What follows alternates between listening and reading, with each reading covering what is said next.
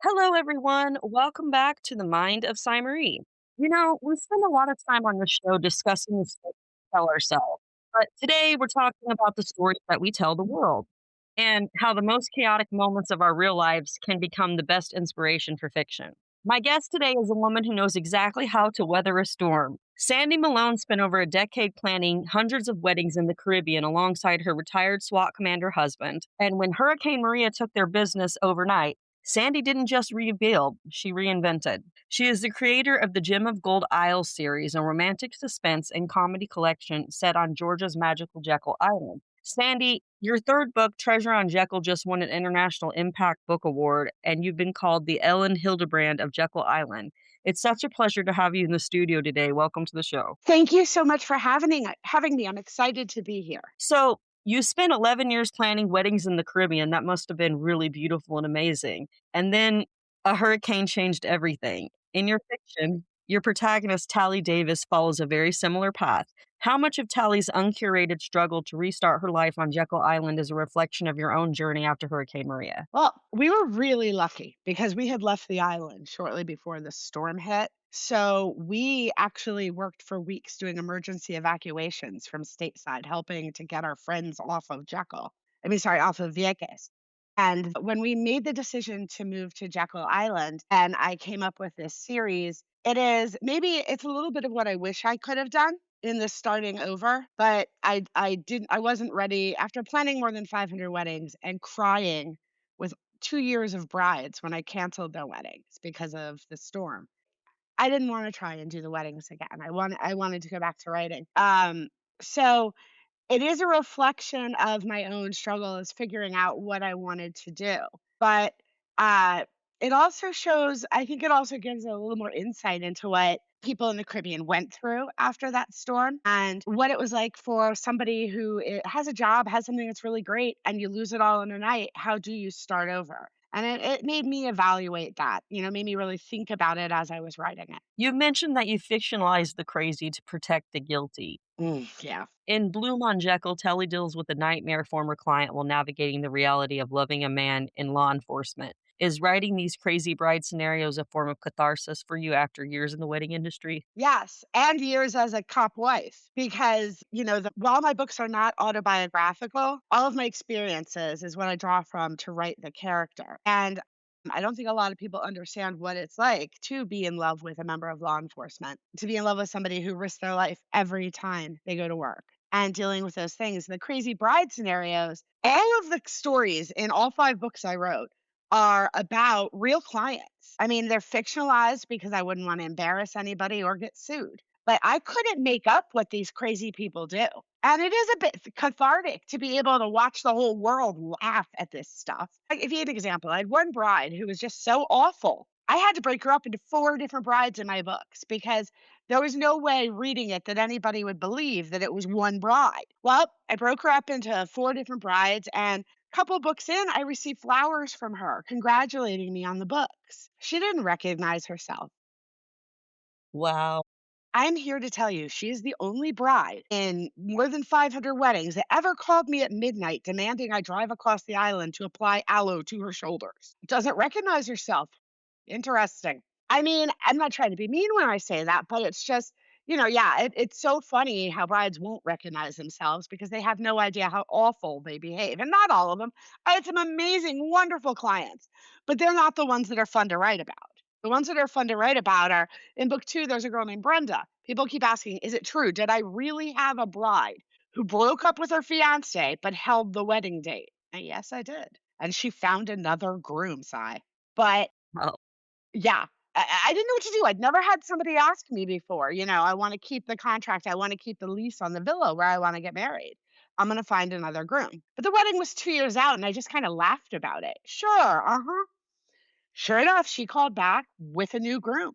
But she wanted me to pretend there had never been a first groom. And no, really, she wanted to come down again because she had come down and toured villas with the first groom, right? She wanted to come do it again and pretend she'd never been here. I'm like, I can't get all the property managers who have to drive out to these villas and let us in to do this for us again, just for your entertainment, when we all know that you've already got House of Glass reserved and we're going to keep it.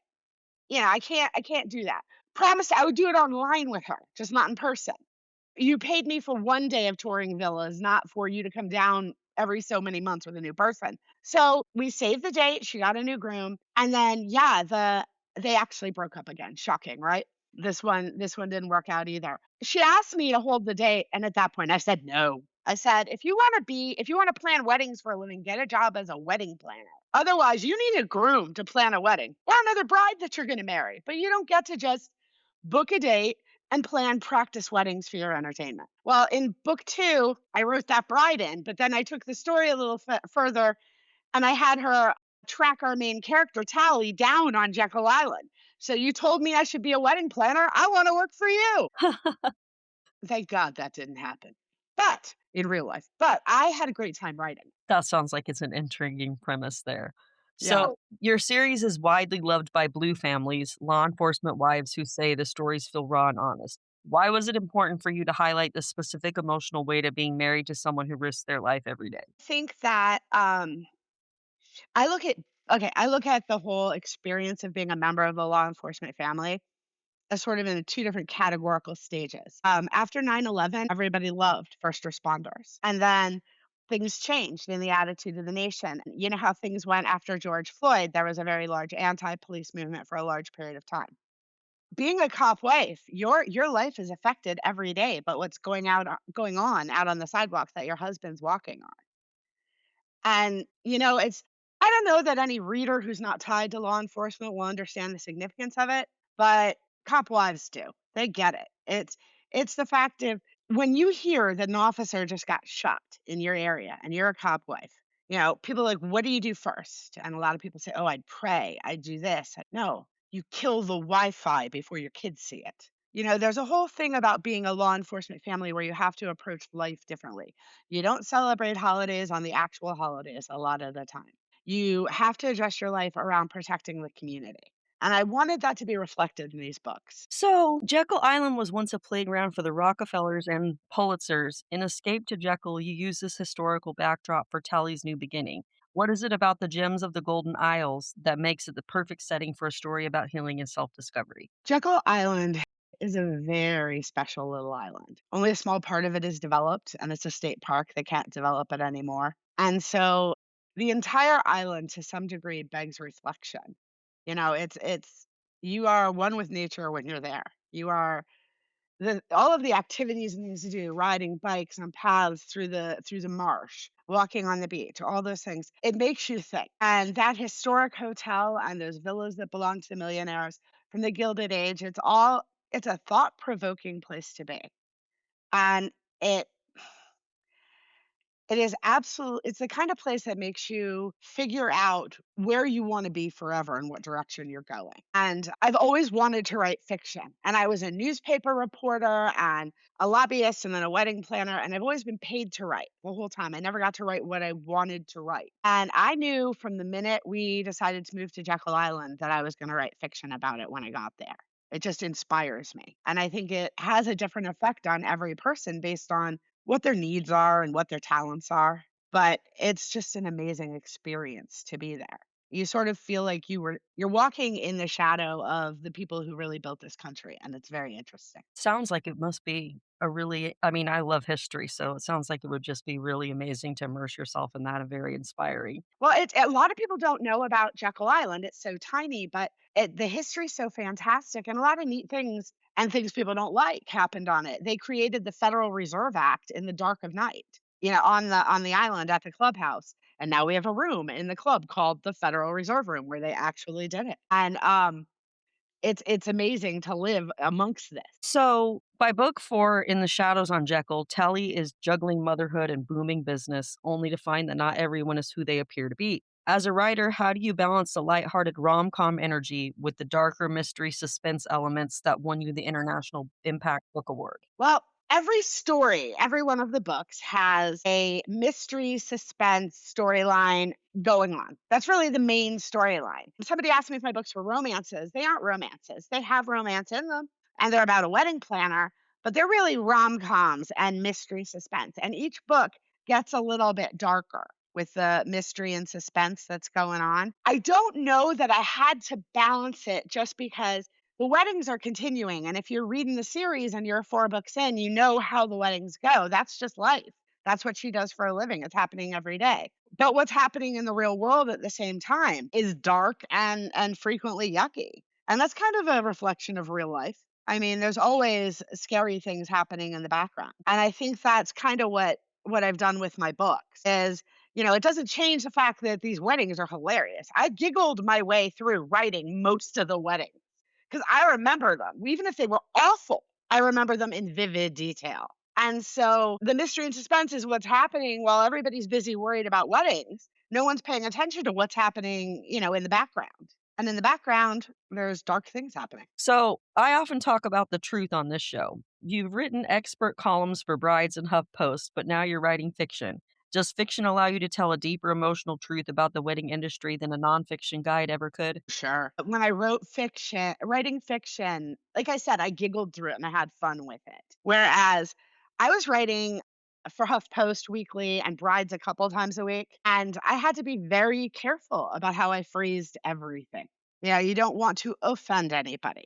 You don't want to hurt feelings. God knows you don't want the trolls after you. I once wrote the question was in this bride's blog. The question was, do you have to feed your photographers at a wedding? Do you have to? Are you obligated to? And I answered the question accurately. You are not obligated to if it's not written into their contract. Should you? Yeah, it's a nice thing to do. You should feed vendors who are going to be there for 4 or 5 hours. Absolutely. But if it's not in their contracts, you don't actually have to. But what you're legally obligated to do and what's the right thing are two different things, right? So I wrote that blog answering the question accurately. I swear to you, 90% of the photographers in the world came after me. How dare you tell people we don't need to be fed? Comments about my weight. I was just commenting that if it's not in the contract, you're not legally obligated to do it. And I think weddings are such an emotional industry. It's just a lot of brides are perfectly normal, and a lot of brides are just on the ledge for 6, 8 months of planning. And how you phrase things and how you color things when you're talking to brides and grooms is very different in real life. Writing fiction's so much fun. So when I wrote my DIY book and things like that, I was definitely much more careful about how I phrase things. So, Treasures on Jekyll takes Tally back to Vieques, where she unwittingly kicks a hornet's nest. When you were writing those scenes, did you find yourself reaching back into your own memories of the Caribbean to find the symmetry in that chaos? Absolutely. I did. I actually killed her ex-boyfriend off in a wreck that I was copying something that had actually happened on the island. But yeah, I did. I living on Vieques Island was an amazing experience. I mean, it is an absolutely incredibly beautiful place that time forgot. But it's also a very frustrating place to live, and it's exhausting. The first 5 years were like an adventure, and the last 6 years of planning weddings there, it was exhausting. And, we had a TV show on TLC called Wedding Island, and after we did that, it just kind of amped up the psycho wedding guest factor. It did. It's like, I don't know. I mean, I didn't mean to contribute to what grew Bridezillas, but wedding TV certainly seems to encourage naughty behavior or an unattractive behavior. And it got nuts after we did the TV show.